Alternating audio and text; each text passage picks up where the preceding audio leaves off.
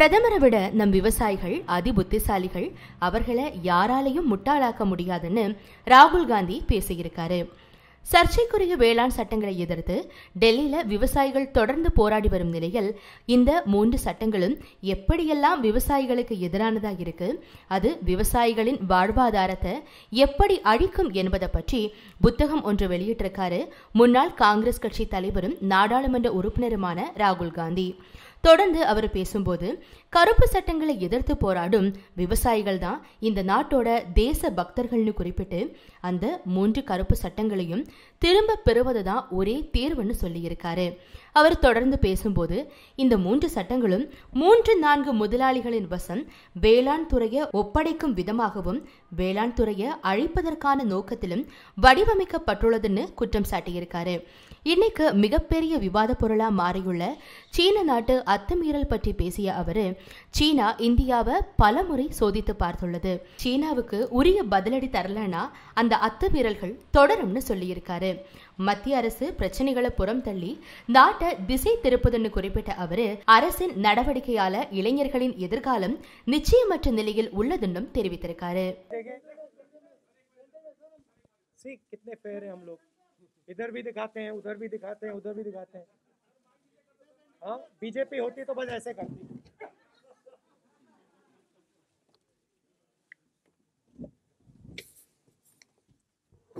आदरणीय साथियों, बगैर किसी विलंब के मैं अनुरोध करूंगा कि आदरणीय राहुल गांधी जी आपसे बात करेंगे.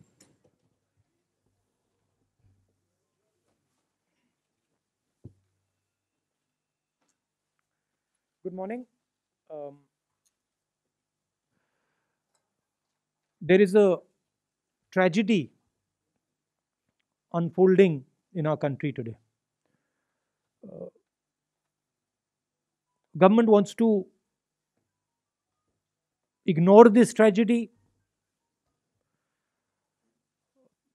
It wants to misinform people about this tragedy. But the truth is that a huge tragedy is unfolding. And I'm not just talking about the farmers, because that is only a part of that tragedy. And I would like to go into a little bit of detail about what is happening to our country. And I think it is important that youngsters who believe in the future of this country listen carefully to what I am saying, because this is not about the present. What is happening is about your future and this country's ability to be economically strong, this country's ability to give you a job, this country's ability to stand tall among other nations. So, what we are seeing, and we've seen it in industry after industry after industry. We've seen it when it comes to the airports. We've seen it when it comes to infrastructure. We've seen it when it comes to power. We've seen it when it comes to telecom. We've seen it when it comes to retail. Across the board, what we are watching is the development of massive monopolies in this country. What do I mean? I mean that 3, 4, 5 people are now owning this country. This country is now owned by a limited, small group of people who I term as crony capitalists, who have a close relationship with the Prime Minister and who provide the Prime Minister with media support. And I don't mean you, because you are not the decision makers. I mean the forces that control you. Which was the space that was protected from monopolies until now?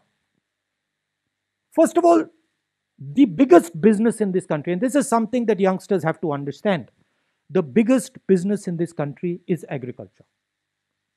60% of our people are in agriculture, and in terms of the value agriculture is by far the biggest hit. Agriculture is not just what the farm grows. Agriculture is the machinery that moves that produce. Agriculture is the structure of how that produce is sold. And now what we are seeing is the last bastion that was protected from monopoly is now being overrun. How is it being overrun? 3 new laws have been passed. They're designed to destroy Indian agriculture. How are they designed to do it? By destroying the mandi, by destroying the Essential Commodities Act, and by making sure that no Indian farmer can go to court to protect himself. And to me, it is a tragedy that this entire country is just watching this ridiculous show. It is a tragedy because it shows me that the country itself is not able to understand the depth of what is happening. So what is going to be the result of this? The result of this is going to be 3 or 4 people are going to own India. 3 or 4 people are going to own the entire agricultural system. Farmers will not get the value they deserve. The mandi system will be destroyed. 3 or 4 businessmen will be able to store millions and millions and millions and millions of tons of wheat, rice, other essential commodities. And then, my friends in the middle class, you will be paying prices that you have never imagined. Please understand that the rice you buy, the wheat you buy, comes to you at the rate it comes because of the APMC, because of the agricultural system, because of the structure. So this is not an assault on the farmers. This is an assault on the middle class, and this is an assault on every single youngster in this country who is not going to be able to get a job. So this is what I want to tell the youngsters. Realize that your independence is being taken away. Realize that this happened before, and we fought this. And everything we have today is because of the fight that we fought. And the same exact thing is happening to India today. This is the simplest way I can put it. So, why are the farmers of Punjab and the farmers of Haryana standing there? Who are they? They are the patriots of this country who are protecting the livelihood of 60% of this country. I 100% support them. And I go further. Every single Indian person should support them because they are fighting for us. They are not fighting for themselves. They are fighting to prevent this country from falling into the hands of 2 or 3 people. That is the heart of what I wanted to say. मैं हिंदी में बोल देता हूं. देखिए, अगर आप पिछले 6-7 साल को देखें तो हर इंडस्ट्री में उन्हीं 4-5 लोगों की मोनोपोली बन रही है. पावर देखिए, एयरपोर्ट्स देखिए, पोर्ट्स देखिए, टेलीकॉम देखिए, जहां भी आप देखेंगे उन्हीं 4-5 लोगों की मोनोपोली बन रही है. मतलब इस देश के 4-5 नए मालिक हैं. आज तक एग्रीकल्चर में, खेती में मोनोपोली नहीं थी. आज तक हिंदुस्तान के खेतों का फायदा किसानों को जाता था, मजदूरों को जाता था, मिडिल क्लास को जाता था, गरीबों को जाता था. कैसे? एक पूरा ढांचा था जो इन लोगों की रक्षा करता था. उसमें मंडियां शामिल थी, उसमें एसेंशियल कमोडिटीज एक्ट शामिल था, उसमें लीगल सिस्टम शामिल था. ये 3 कानून खेती में, एग्रीकल्चर में एक बार फिर जो इंडिपेंडेंस से पहले हालत थी वो करने जा रहे हैं. 4-5 लोगों के हाथ में पूरा का पूरा हिंदुस्तान की खेती का ढांचा नरेंद्र मोदी जी दे रहे हैं। इसीलिए किसान बाहर खड़े हैं और किसान अपनी रक्षा नहीं कर रहे हैं। और ये हमारे मिडिल क्लास भाइयों को और खासतौर से युवाओं को समझना होगा, वो आपकी रक्षा कर रहे हैं, वो आपके भोजन की रक्षा कर रहे हैं। और हम सबको पूरा का पूरा उनको समर्थन देना है। ये हिंदुस्तान की रियलिटी है। अब आप मुझसे कोई सवाल पूछना चाहते हैं, जरूर पूछिए। we'll take questions देखिए, एक बात है, ये जो प्रेस कॉन्फ्रेंस है, ये मैं किसान भाइयों के लिए कर रहा हूं। तो ब्रॉडली मैं आपके जवाब दूंगा, मगर डिस्ट्रैक्ट करने की आप कोशिश मत कीजिए। We'll go one by one. Let's go with Sanjeev from PTI. I'll come to you, ma'am. I've noted it.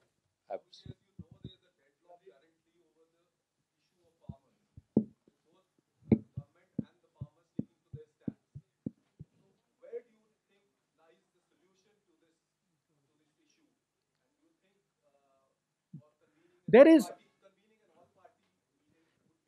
is no deadlock. You have to understand what is going on. There is no deadlock. The government believes that they can tire out the farmers.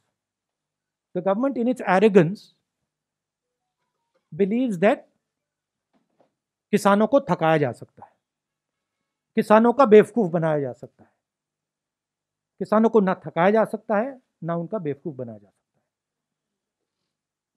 किसान प्रधानमंत्री से ज्यादा होशियार है। प्रधानमंत्री से ज्यादा समझ हिंदुस्तान के किसान को है, क्या हो रहा है क्या नहीं हो रहा है। तो that is the reality. Solution एक ही आएगा, ये तीनों कानूनों को वापस लेना पड़ेगा, और कोई सोल्यूशन नहीं आएगा। We are exerting more pressure. We are already exerting pressure. This press conference is a means of exerting pressure. But more than exerting pressure, I think the thing to understand is that this is not about farmers. This is about the creation of massive monopolies in this country that are going to take away wealth from the people of India.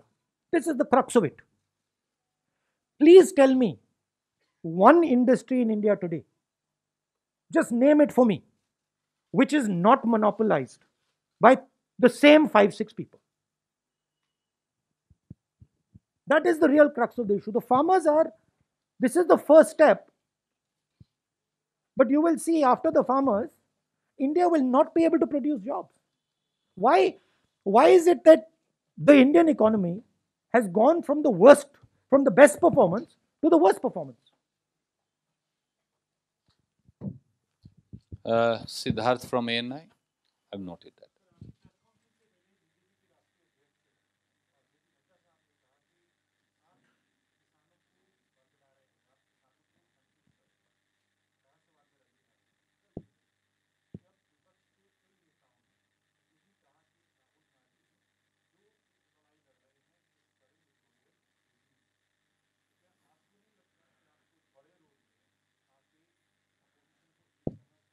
अभी मुझे, हाँ, ये attempted distraction है। ये अभी full distraction नहीं है, attempted distraction है, बट ठीक है।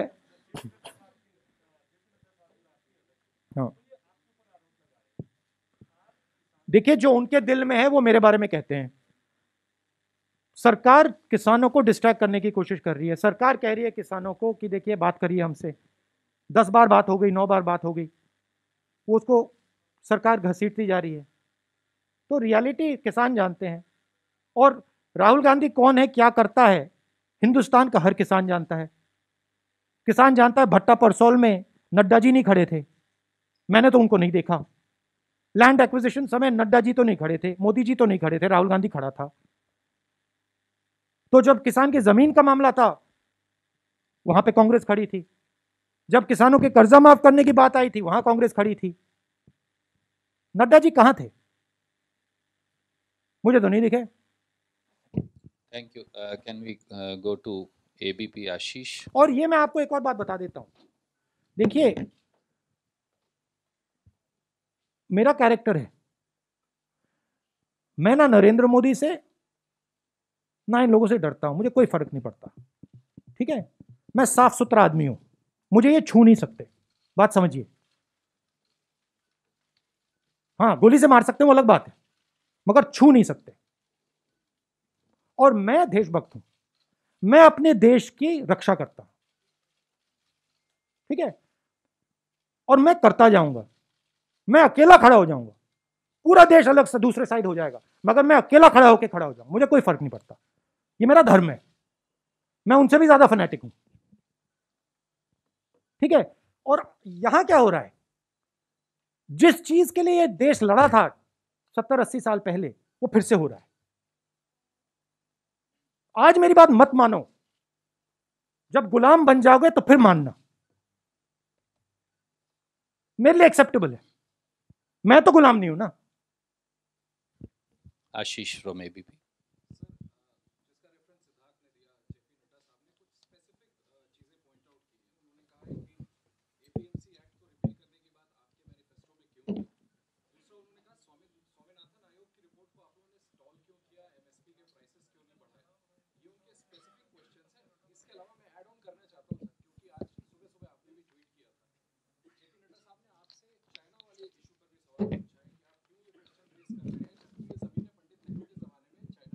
ये क्या जेपी नड्डा मेरे प्रोफेसर हैं क्या, कि मैं इनको जवाब देता जाऊं कि कौन है ये? क्या ये हिंदुस्तान के प्रोफेसर हैं, टीचर हैं क्या? उनका क्यों जवाब दूं मैं? कौन होते हैं वो? मैं हिंदुस्तान का जवाब देता हूं, किसान का जवाब देता हूं, किसान मुझसे कोई भी सवाल पूछे जवाब दूंगा। और जहां तक एग्रीकल्चरल सिस्टम की रिफॉर्म की बात है, हाँ हमने रिफॉर्म की बात की है, मगर हमने एग्रीकल्चरल सिस्टम को डिस्ट्रॉय करने की बात नहीं की। हमारे किसी भी कानून में यह नहीं लिखा कि किसान जाकर कोर्ट में नहीं जा सकता, हमारे किसी भी कानून में यह नहीं लिखा कि मंडी को हम खत्म कर देंगे, नष्ट कर देंगे। हमारे किसी भी कानून में नहीं लिखा कि हम मतलब एक दो लोगों को पूरे हिंदुस्तान का अनाज स्टोर करने देंगे। कोई भी हमारा किसान, कोई भी ऐसा कानून नहीं है। Thank you sir. Can we go to Arun from news 18? I will come to you ma'am.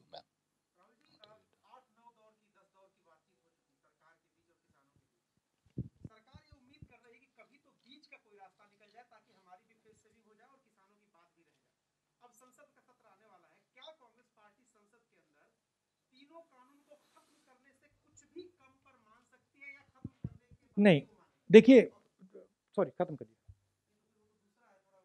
Distraction वाला, ठीक है, उसको आप बाद में बोल देना, पहले पहले इसको मैनेज करता हूँ। देखिए, ये एक प्रोसेस है, ये जो 3 कानून है ये प्रोसेस के एक भाग है। प्रोसेस क्या थी?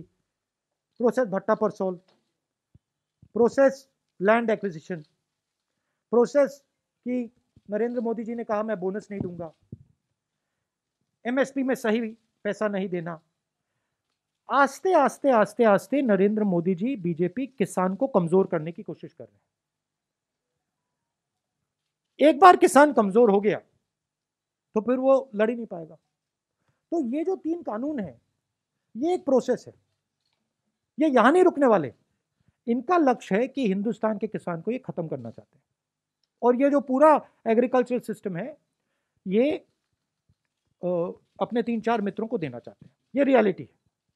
और हमारा काम हिंदुस्तान का जो किसान है उसका प्रोटेक्शन करना है। तो इस स्पेसिफिक इंस्टेंस में ये 3 कानूनों को रद्द करना ही पड़ेगा।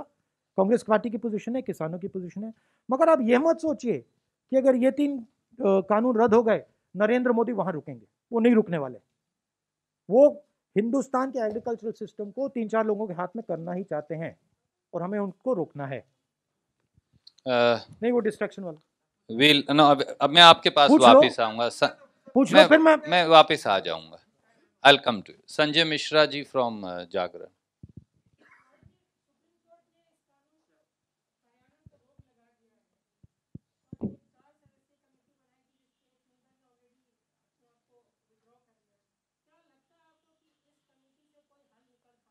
देखिए, सुप्रीम कोर्ट पे मैं टिप्पणी नहीं देना चाहता हूं, बट सुप्रीम कोर्ट की रियलिटी पूरे हिंदुस्तान को दिख रही है। Thank you, sir. I'll come to you. I'll come to you. Anand Patel from India Today.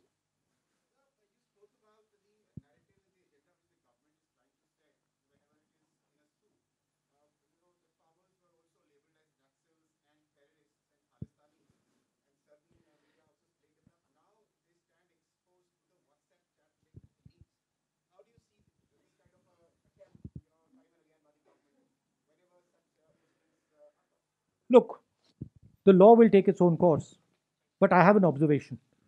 This was top secret information. This was not provided to anybody else. There were 4 or 5 people who knew this information. Prime Minister of India, possibly the Defense Minister of India, the Home Minister of India, the Air Force Chief. These would be the 5 people who would know this. This is a criminal act. Giving official secret information to a journalist is a criminal act, both on the part of the person who accepted it and on the part of the person who gave it. These people call themselves patriots, right? There's nothing patriotic about putting our Air Force at risk. There's nothing patriotic about taking political advantage so that our aircraft gets shot down, so that the Pakistanis know that our Air Force is coming, right? If Mr. Arnab Goswami knows, if it is on his WhatsApp, I assume the Pakistanis also know it. It's not a very big jump, right? So it is a criminal action, and that investigation should begin. I want to know whether it was the Prime Minister of India who told Arnab Goswami, or it was the Defense Minister, or it was the Home Minister, or NSA. I want to know which one of those people told this man. And this is a criminal action, so that, it should be looked into. Thank you. Let me go back to Uma Shankarji from NDTV. Also, the distressing thing, I haven't gone into the details of it, but the distressing thing to me was somebody saying this is going to be very good for us when our CRPF boys are killed, right? That is a anti-national act, and I don't like that language. Thank you. Sir, just 1 minute. Uma Hindi में बोल Shankarji. दूं? देखिए, अच्छा आप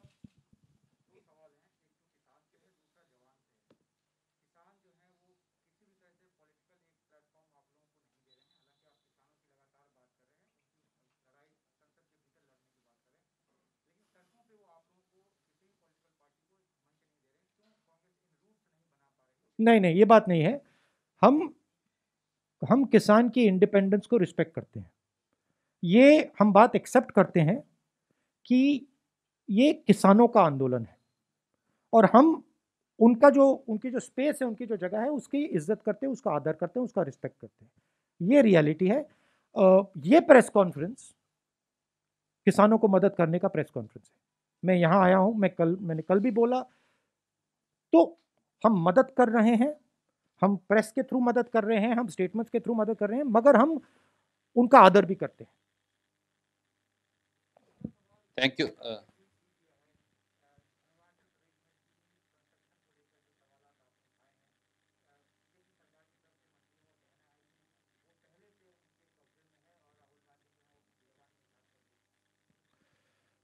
देखिए, मैंने corona के समय कहा था फरवरी में कि बहुत बड़ी प्रॉब्लम क्रिएट होने वाली है.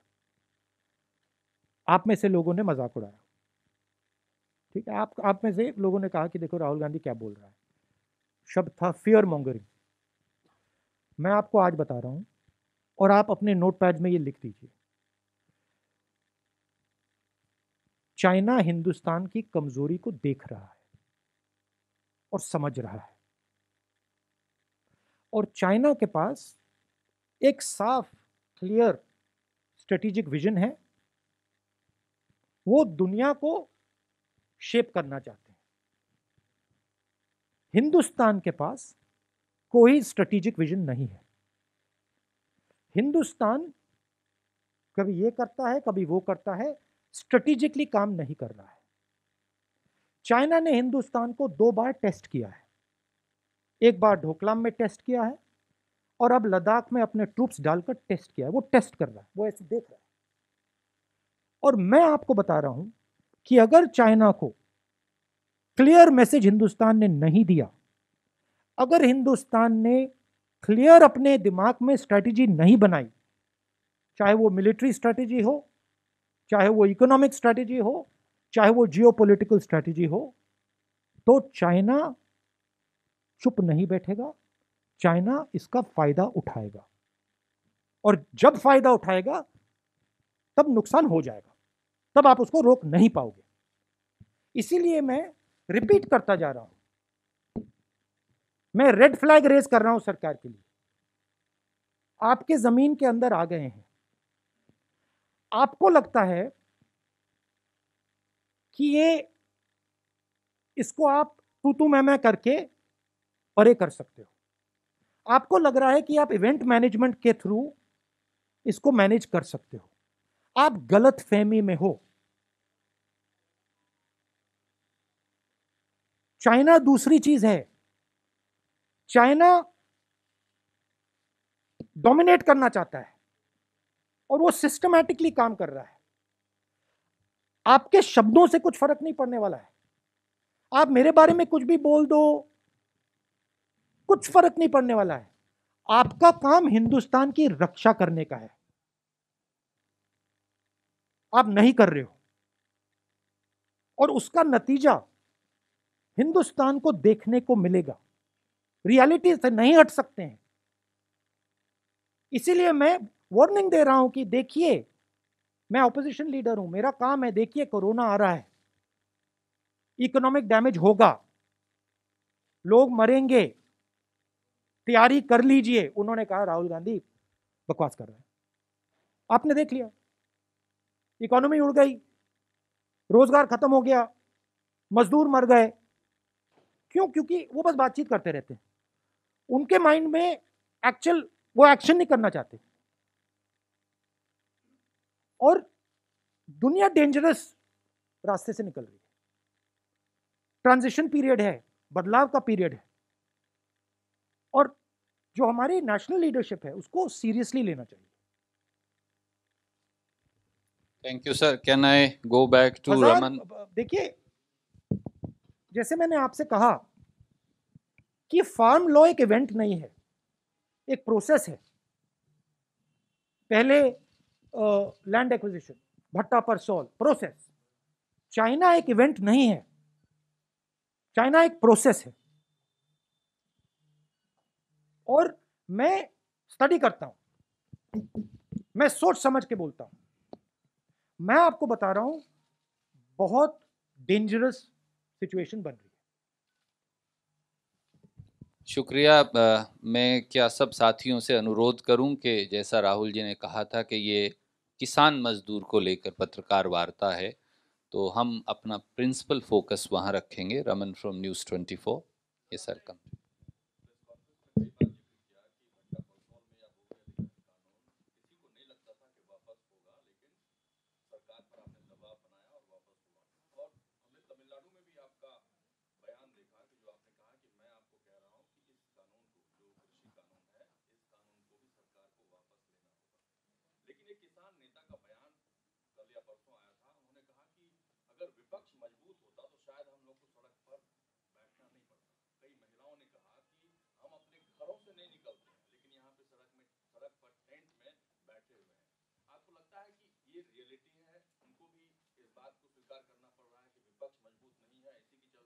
देखिए, जो विपक्ष लड़ता है वो इंस्टीट्यूशनल फ्रेमवर्क के साथ लड़ता है।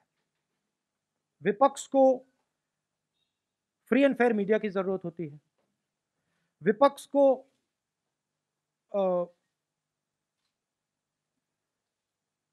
इंस्टीट्यूशंस की जरूरत होती है, विपक्ष को जुडिशरी की जरूरत होती है, विपक्ष को पार्लियामेंट की जरूरत होती है।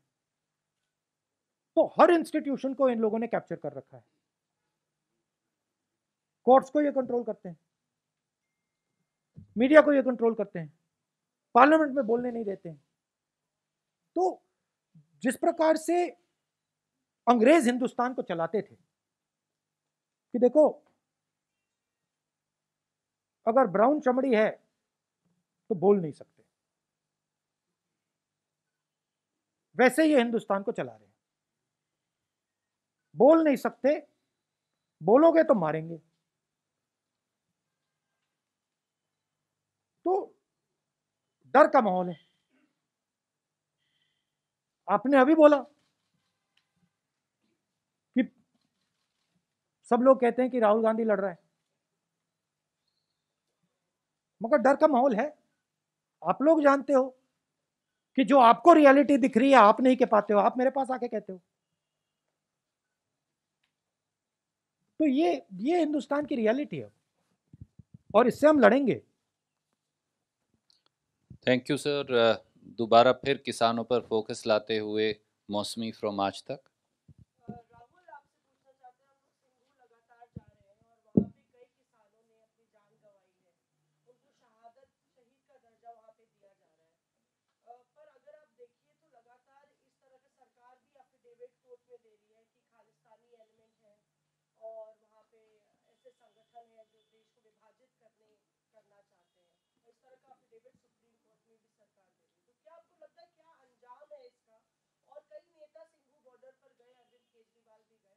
अगर कांग्रेस से लड़ाई लड़ रही थी, क्या आपने मुनासिब नहीं समझा कि वहाँ जाना चाहिए? नहीं, वो तो मैंने आपको समझाया कि हम किसानों की जो का आंदोलन है उसको रिस्पेक्ट करना चाहते हैं। तो दैट इज द रीजन। देखिए, आपका पहला सवाल क्या था? सॉरी।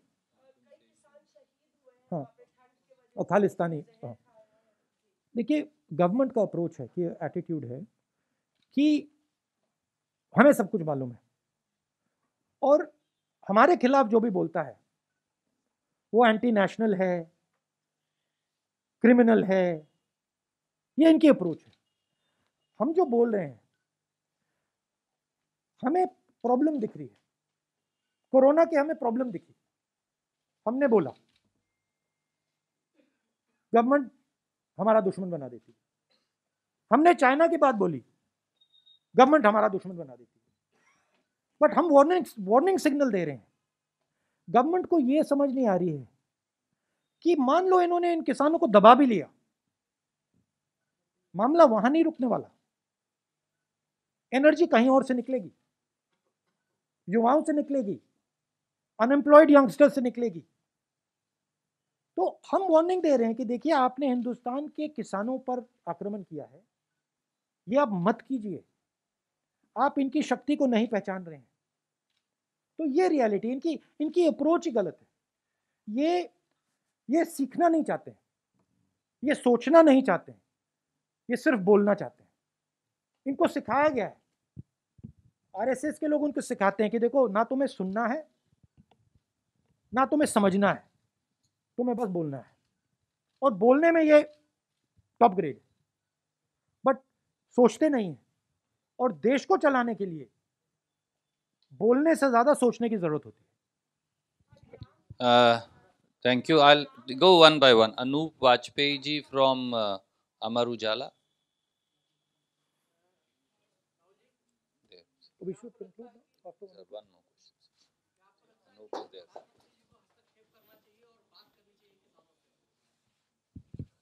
उनकी स्टाइल ही नहीं है। अब उनकी स्टाइल ही नहीं है, तरीका ही नहीं है उनका उनकी दूसरी अप्रोच है। तो मेरे बोलने से क्या फायदा? I'll come to you. Sunil Prabhu from NDTV.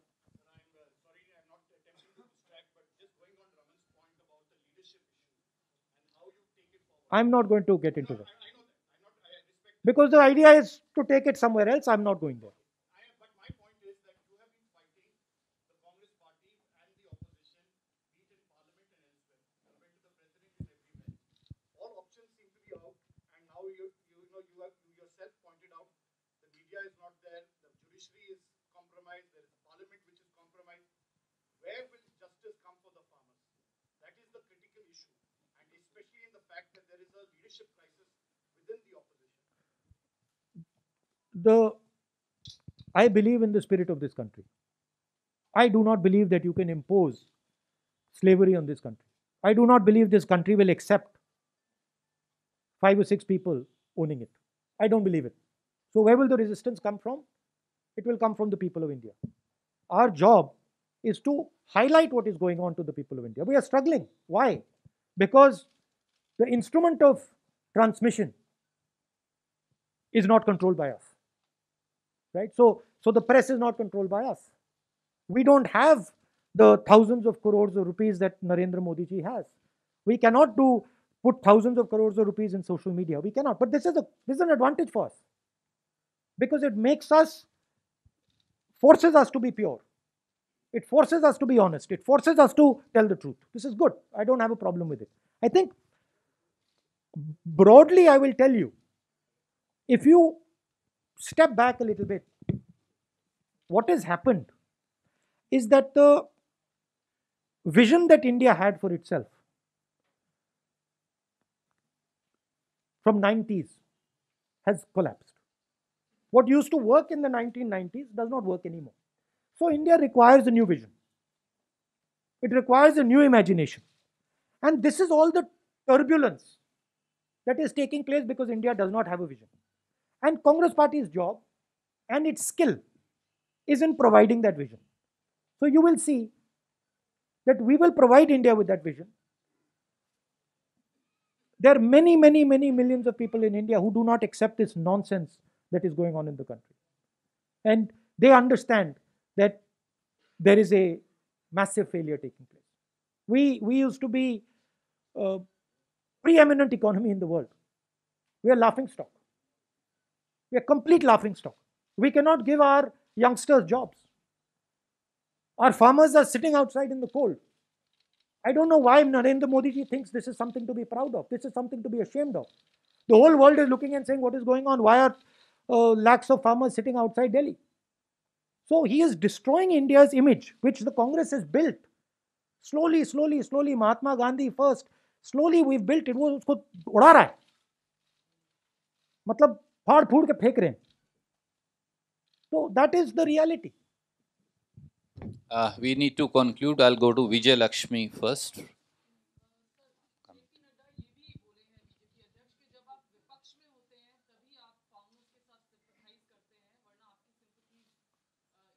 भट्टा परसोल में हम सरकार में थे. Please tell him to read the newspapers. और कर्जा माफ हमने 72,000 करोड़ रुपए किया. और लैंड एक्विजिशन बिल में हमने पार्लियामेंट में ऑपोजिशन में पास नहीं किया था, हम सरकार में थे.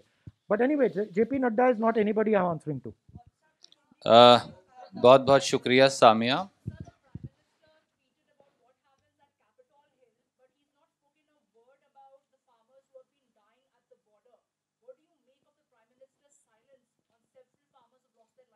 Well, I remember the Prime Minister saying, "Is baar Trump sarkar."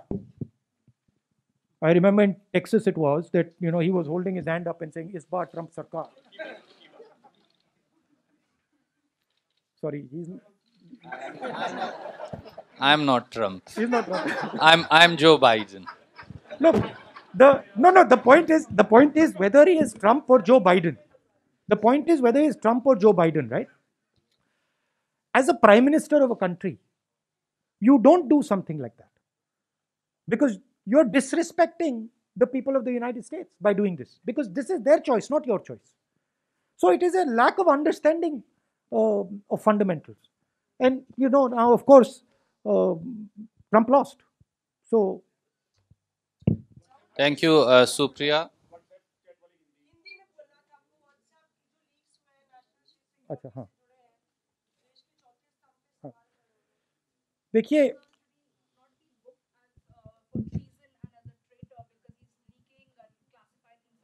वो किसको बुक करना है? वो जर्नलिस्ट को बुक करना है या उनको बुक करना है जिन्होंने इंफॉर्मेशन दिया, या दोनों को बुक करना है? दोनों को बुक करना पड़ेगा, क्योंकि इंफॉर्मेशन दिया भी किसी ने है और लिया भी किसी ने है. देखिए, एक जर्नलिस्ट को डिफेंस का सेंसिटिव इंफॉर्मेशन बालाकोट से पहले इंफॉर्मेशन दी जा रही है. उसी जर्नलिस्ट ने पहले कहा पुलवामा के बाद कि यह हमारे लिए बहुत अच्छा हुआ है. Reflection of the mindset of the prime minister. जो इनकी माइंडसेट है वो उनकी माइंडसेट है। ये देखो हमारे लिए बहुत अच्छा हुआ है कि हमारे 40 लोग मर गए, अब हम चुनाव जीत जाएंगे। आपने इंफॉर्मेशन दी, इंफॉर्मेशन 4-5 लोगों के पास थी। ऐसे मिशन में पायलट्स के पास नहीं होती है। ऐसे मिशन में पायलट्स को लास्ट मिनट में मिलती है। एयर चीफ के पास थी, prime minister, home minister, defence minister, NSA. इन 5 लोगों में से किसी ने इस व्यक्ति को यह इंफॉर्मेशन दी।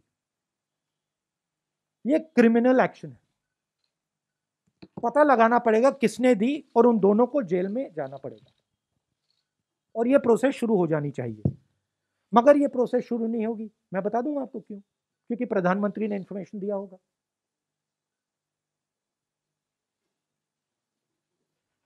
तो वो तो होगी नहीं, शायद बाद में हो। नहीं, मैं 5 लोगों के पास है। आपके पास इंफॉर्मेशन थी, आप तो नहीं दे सकती थी। Prime minister new, air chief new, NSA new, home minister new, defence minister new, 5 people new. Which one, इनमें 5 में से किसने दिया? तो दैट इज क्लियर कट, सीधी बात है। 1 second sir, last question Ranjita जी।